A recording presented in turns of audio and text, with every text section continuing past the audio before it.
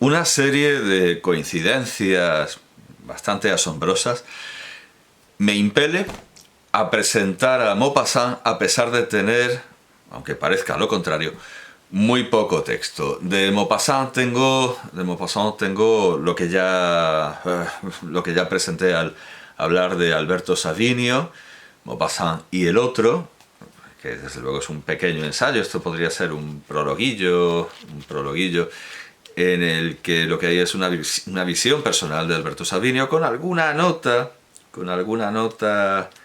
erudita y filológica, pero ante todo es una visión personal y es un texto muy breve. Y como digo, aunque parezca lo contrario, bueno, quizá esto es lo más completo que tengo de Maupassant, que son las novelas, en la edición de la Pléiade, sin cajetín, sin cubierta. Imagino que esto me debió costar bastante barato. Y contiene una vida, Bel-Ami, vamos, habitualmente no se ha traducido, no se traduce el título. Así que, Une vie, Bel-Ami, Montoriol, Pierre et Jean, Fort comme la mort, Notre cœur, y las novelas inacabadas, L'âme étrangère y El Angelus. Bien, muy bien, está el texto, pero hay algo mucho más interesante que el propio texto para comprar un volumen tan caro, aunque a mí me haya costado bastante menos, que no es la bibliografía, desde luego, que son las noticias, notas y variantes por Louis Forestier. Notas muy interesantes sobre el callejero de París, sobre la vida de Maupassant, sobre detalles mínimos, algo tan importante como las variantes de lectura, porque la varia lección, porque muchos de estos cuentos se publicaron varias veces con cambios, aunque, bueno, muchos de estos cuentos, muchas de estas novelas sufrieron cambios con respecto a los manuscritos, etc. Los que se publicaron varias veces fueron los cuentos y los relatos, las novelas, que la Pléiade tiene en 2 volúmenes, pero también ha sacado esta edición en cuarto, digamos, para los pobres, para quienes no quieran gastarse 120 euros en los cuentos de Maupassant, que, bueno, por unos 30 euros o algo así, reúne una selección bastante completa de la obra cuentística de Maupassant. Hay una edición castellana que imagino que seguirá a la Pléiade, que también son 2 volúmenes, no 2 volúmenes en octavo, sino 2 volúmenes como este. Parece ser que traducidos por Mauro Armiño, que a mí me parece un autor aburridísimo. Entre tener los cuentos de Maupassant traducidos por Mauro Armiño y conformarme con la mitad de los cuentos en francés, prefiero quedarme con la mitad de los cuentos en francés y luego buscar los que no tenga en internet, que son de dominio público y se pueden leer incluso en ediciones ilustradas. Así que desde luego prefiero esta edición, y prefiero tener también la edición para pobres, sin notas, noticias y variantes, aunque es una pérdida notable, es una pérdida más que notable. Bueno, pues una cuestión de racanería por el precio. Yo creo que esto ya está bastante bien. Además tiene un álbum gráfico que vendría a ser como los álbumes de la Pléiade, pero es muy raquítico, es muy escueto, apenas hay imágenes verdaderamente interesantes e incluso imágenes que verdaderamente conciernan a Maupassant. Bueno, aquí tenemos una ilustración de Steinlen, a quien también hemos presentado para la Maison Tellier, en la portada de Gil Blas, digamos Gil Blas. Pero también tenemos un montón de imágenes completamente superfluas. Bueno, no, esta es interesante. Vamos a ver. Maupassant en su barco, en su yate Bel-Ami. O sea, bueno, tenía dinero, desde luego, nació en un castillo, pero hizo bastante dinero. Bueno, no está tan mal, pero por ejemplo, este retrato de Mallarmé por Manet no es del todo relevante, y la fotografía de Nadar de Turgenev pues tampoco es una cosa que no conozcamos, y luego ya el cuadro de Renoir.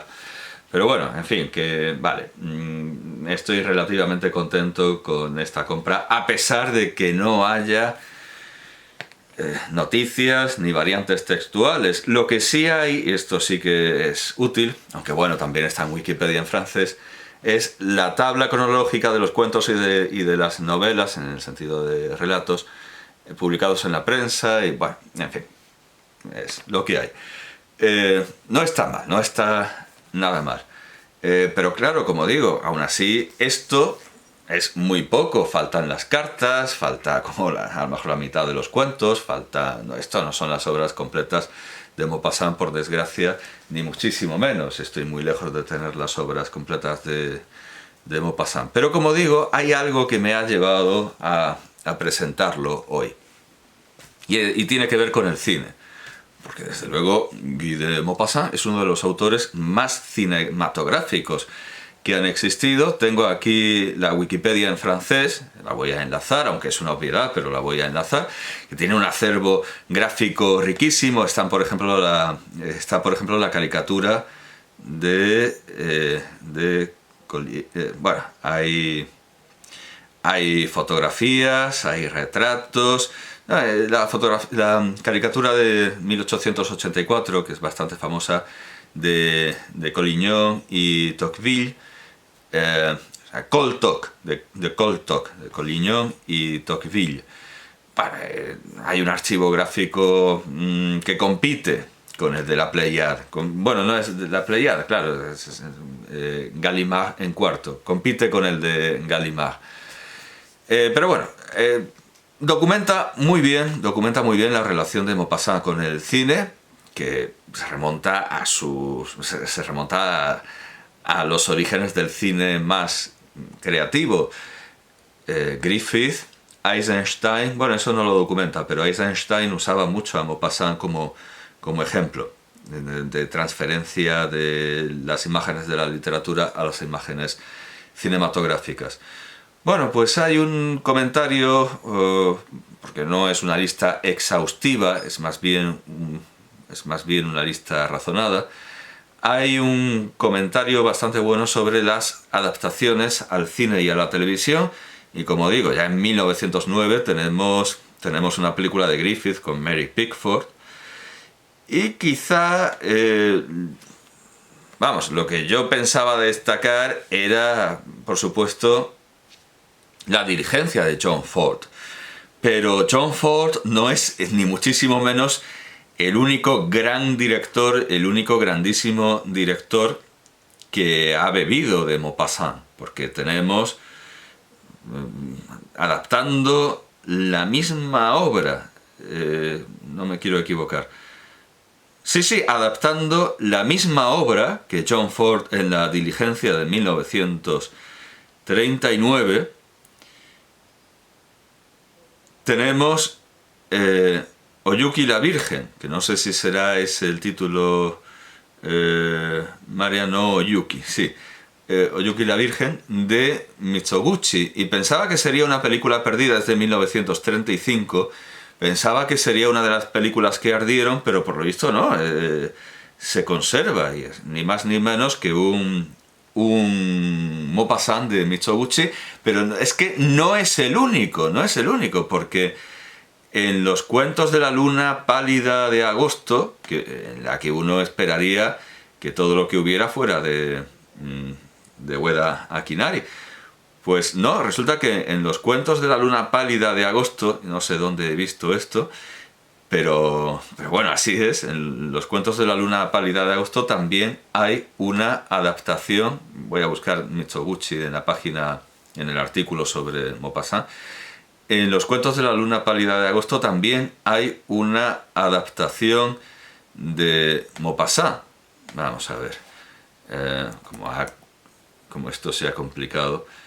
No, pero aquí no sale, Quizás sea, sí, quizá lo haya visto en el artículo en francés sobre Yuki la Virgen, eso es, en 1953, en los cuentos de la luna, bueno, de la luna vaga, después de la lluvia, porque, no, perdón, con eso de agosto me he confundido quizá con una película de Ozu, me estoy liando, no, cuentos de la luna vaga, de la luna pálida después de la lluvia, que es de Ueda Akinari, pues ahí también adapta a Maupassant. Entonces me voy a los cuentos...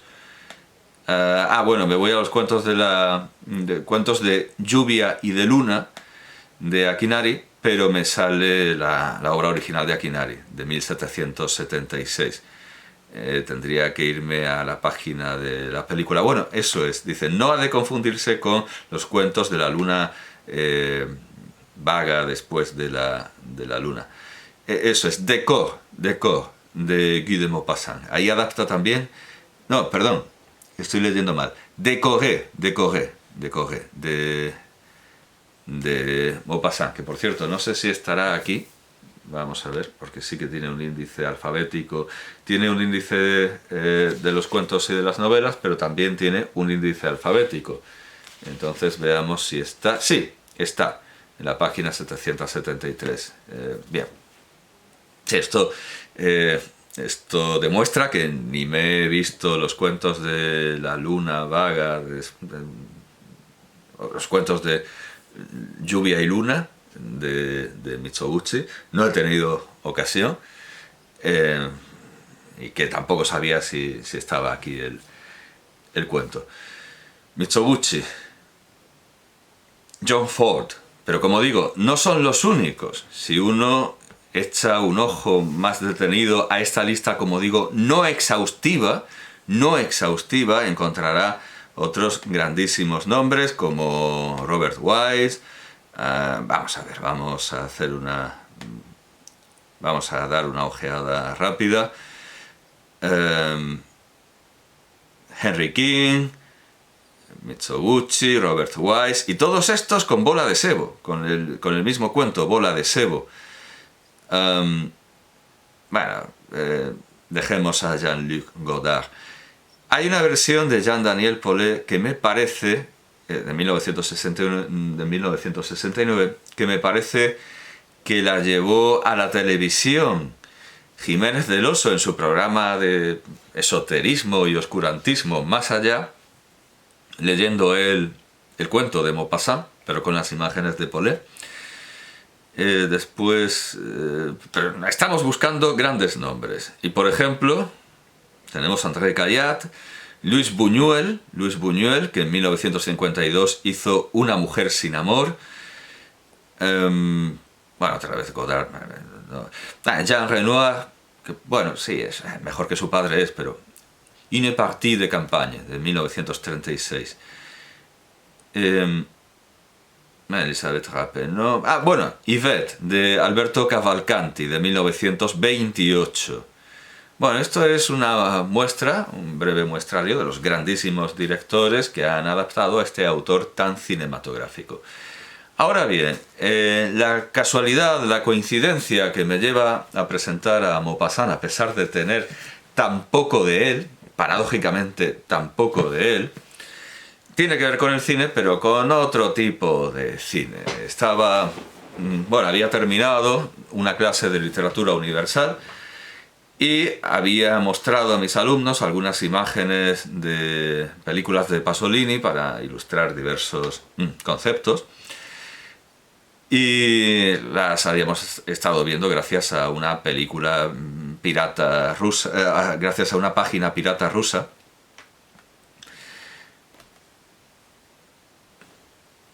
¿Qué le vamos a hacer? Hay medios mejores para... Bueno, en fin. Supongo que Pasolini no se quejaría demasiado. No se quejaría demasiado. Entre otras cosas, bueno, no puede recibir derechos de autor, así que... Bien. Al terminar la clase me quedé con Teorema en esa página rusa pirata, y al lado se me ofrecieron unas cuantas películas que los piratas rusos pensaban que podían interesarme si me había interesado Teorema o si me habían interesado los 120 días, o sea, el Saló. Y digo, bueno, vamos a ver, pues había una película de Wong Kar-wai, aburridísima, y había dos películas en las que entré, así por las buenas, y una era Games of algo, no recuerdo, porque al final resulta que el título italiano era de un director italiano, Pasquale Fanetti, era Impudicizia, pero sí, Games of Desire, juegos de deseo.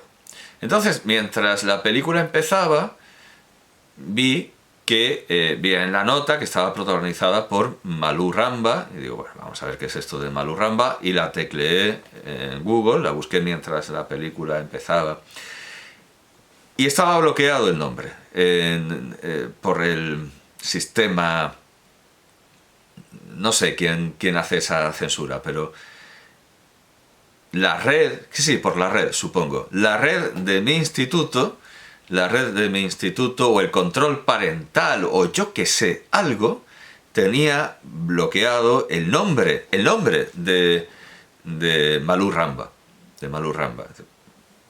Se puede ver perfectamente los 120 días de Sodoma, se puede ver perfectamente Saló, pero no se puede buscar el nombre de Malú Ramba. Es más, se puede ver una película de Malú Ramba, pero el control parental impide ver quién es Malú Ramba.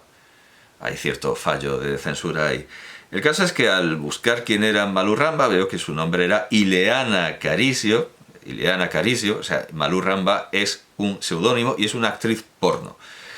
Ileana es un nombre bastante adecuado para una... Bueno, y veo que era colega de Moana Pozzi, bueno, de las hermanas Pozzi, y de todas estas, y de Chicholina, y de todo este mundo de la pornocracia socialista de tiempos de Bettino Craxi, que de todas maneras luego perduró en el tiempo, y esta pornocracia, esta afinidad entre la política, la prostitución, el porno, pues siguió hasta el trágico caso Ruby. Ruby no fue la transexual a la que metieron fuego y que apareció completamente carbonizada, sino un caso de mucha menor enjundia, un caso de supuesta corrupción de menores con Berlusconi, ¿no? Pero en tiempos de Berlusconi hubo, creo, un político opositor de Berlusconi al que se vinculó con una prostituta o actriz porno transexual o algo así que apareció quemada.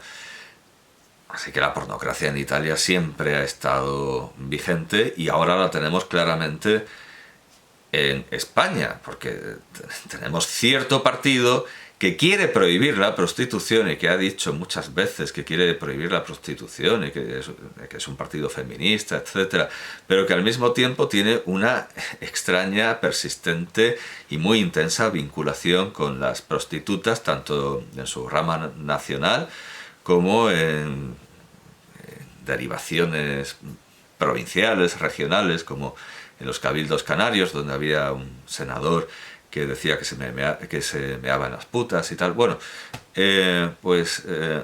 Malú Ramba es una actriz de la pornocracia, de aquella, iba a decir segunda pornocracia, porque la primera pornocracia importante es la del papado, la de... de una más de las infinitas pornocracias que ha habido en Italia y en el mundo, y en el resto del mundo. Bueno, entonces, siendo una actriz porno, pues uno ya podía intuir más o menos por dónde iba a ir esto. Pero mientras podía ver o no quién era Malú Ramba, resulta que la película decía estar basada en el relato Florentina de Guy de Maupassant. Y me pasé toda la noche intentando encontrar ese relato. Aquí, desde luego, no estaba. Aquí no había ningún relato con ese nombre, pero es que tampoco en la completísima lista de relatos y ediciones de los relatos de Maupassant de Gallimard. Por lo tanto, aquí había algo muy raro, muy, muy raro. Al final, al final lo encontré, porque uno tiene ojo para estas cosas, al final lo encontré, y vi una traducción al inglés anónima que recogía ese cuento, con el nombre de Florentina, y vi que coincidía, el título no, pero el texto coincidía con El armario. O sea, esa película estaba basada en El armario de Maupassant. ¿Realmente estaba basado en El armario? No. Más bien tenía que ver con otra película con el mismo título de 1964. Esta película era de 1991, la de Malou Rambach. Tenía que ver con otra película de 1964 llamada, en inglés, Games of Desire, pero en alemán Die Lady, pero también tuvo otro título cuando se reestrenó años más tarde. Wikipedia nos dice que tuvo otro título, también en alemán, que era Gräfin Porno von Extasien, la condesa porno de Extasia. Con lo cual también nos podemos hacer una idea de qué iba esto. Y estando encarrilado en esta identificación, he encontrado un ensayo en la página Sense of Cinema, un ensayo de 2007 firmado por Scott Murray, que quizá debería adjuntar, pero bueno, quizá para saber lo que hay que evitar, más que porque recomendables son John Ford, Mitsubishi, Max Ophuls, que eso se me olvidaba, Max Ophuls, que aparece citado en este ensayo diciendo que influye en la adaptación de El armario de Maupassant por Borovchek. A ver si lo encuentro. Vamos a ver, esto que sería ahora editar y buscar, ya no es buscar, es Ophuls. Sí, aquí está. Dice este ensayo que lo pone absurdamente por las nubes, absurda y merecidamente por las nubes, dice: todas las tomas tienen una calidad pictórica al estilo de Degas. Sí, ya, bueno, no nos pasemos, más quisiera. Sobresaliendo en lo gráfico más que en lo narrativo, bueno, no hay que jurarlo, como en una animación.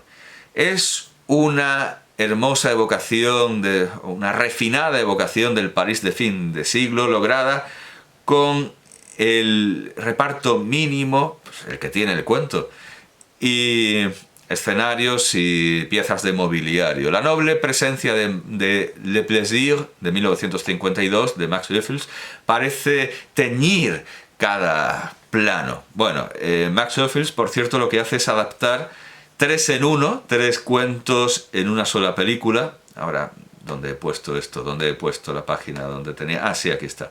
Creo que es esto. Ophuls lo que hace es adaptar, me lo he saltado antes en el repaso, vamos a ver otra vez, buscar y editar, no solo buscar. Ophuls lo que hace es adaptar Le Maison Tellier, La Masque y Le Modèle en esta película Le Plaisir de 1952. Bueno, pues esta adaptación de Borovchek. Ah, bueno, no he leído el título del ensayo. Re-engaging with life. Valerian Borovchek's Lost Film L'Armoire. Bueno, estuvo perdido. La película en la que se inserta este cortometraje, Colección Privée, Colecciones Privadas, de 1979, del productor Pierre Braunberger, se perdió, pero lamentablemente reapareció y ahí está ahí. Bueno, contiene un segmento de Shuji Terayama, que bueno, es de Shuji Terayama, es lo típico. Bien, entonces, esta adaptación tiene que ver con el cuento, no demasiado, no demasiado. Yo consideraría esta adaptación completamente, esta película en general, lo de Terayama, completamente innecesaria. Es cine innecesario como todo Borovchek y no recomiendo ni siquiera mirarlo, ya está. Bueno, para lo que sí que me ha servido este ensayo es para confirmar que la extraña traducción que llama al cuento El armario Florentina, encima en femenino, cuando el niño que aparece se llama Florentino, vamos, Florentin, es anónima, es una traducción anónima que el autor del ensayo ha localizado en internet, pero es una edición reproducida que tiene una tipografía más bien antigua y por lo menos sabemos que esta traducción con ese título extraño se remonta por lo menos a antes de 1990, que es el año de producción de esta espantosa película de Malou Ramba, Games of Desire, que bueno, remotamente tiene algo que ver con el cuento, un poco, pero lo lleva el agua a su molino y hay como una especie de exaltación de la pederastia, hasta tal punto que la que quizás sea la escena más famosa de la película, porque esta película la han puesto en televisión, cuando en televisión, y además en televisión española y en Canal Sur, cuando en esas cadenas públicas consideraban que era importante y era de interés general poner estas películas eróticas que al lado de las de Buñuel o al lado del tratamiento de los mismos temas que hacen Buñuel o Pasolini, pues son absolutamente ridículas, prescindibles, innecesarias y muy aburridas, muy aburridas. Bueno, pues esta película de Malou Ramba y tal, la pusieron en televisión. No es desde luego la única que tiene ahí una exaltación a la pederastia, porque hasta Xuxa hizo la presentadora brasileña, hizo una con los mismos temas, y Pelé, que estaba saliendo con ella, compró todos los rollos de la película. Bueno, esto es habitual en el cine erótico, este jugar con el bestialismo, con la pederastia, con todo lo que... en fin, cine completamente prescindible, con todo lo que juega el Marqués de Sade, pero a diferencia de lo que hace el Marqués de Sade, todo esto es un guiño a la psicalipsis, a lo rijoso, que no debe haber tal. Esto no. Hay desde luego adaptaciones también de las obras sadianas, de las obras inspiradas en de Sade, de Apollinaire. Bueno, en fin, que cine absolutamente prescindible, pero sí que me sirvió para descubrir que una escena que yo recordaba pertenecía a esta película. Y luego pensé si podía pertenecer a otra y me dije no, porque si se basara con más fidelidad en lo que yo pienso que está basada, sería ilegal. Bueno, aquí se abrió mucho la mano y había mucha manga ancha, pero bueno. Es una escena en esta película que no tiene absolutamente nada que ver con Maupassant. La historia de Maupassant es un niño que se llama Florentin, un niño que se llama Florentino, que está dentro de su armario, dentro del armario de la única habitación que ocupa con su madre, y se tiene que meter dentro del armario mientras su madre ejerce como prostituta. Y en el cuento, sabiendo eso, un cliente, habiendo descubierto ahí al niño en el armario, porque al principio oía ruidos y eso parece un poco que va a ser como el principio del Casanova de Fellini, que hay, no sé, un embajador mirón, y no, al final es un niño dentro de un armario y el cliente se va a su casa a dormir solo. Lo que hacen estos erotómanos, estos productores y directores pervertidos, es convertirlo todo en una historia picantuela, y que es todo lo contrario, es una historia muy triste en Maupassant. Bueno, pues lo convierten en una historia picantuela, y hay una escena en la que el niño, que al principio de la película ve a ve a Malú Ramba despelotarse, bueno, ahí no hace de su madre, sino de la amante de un viejo que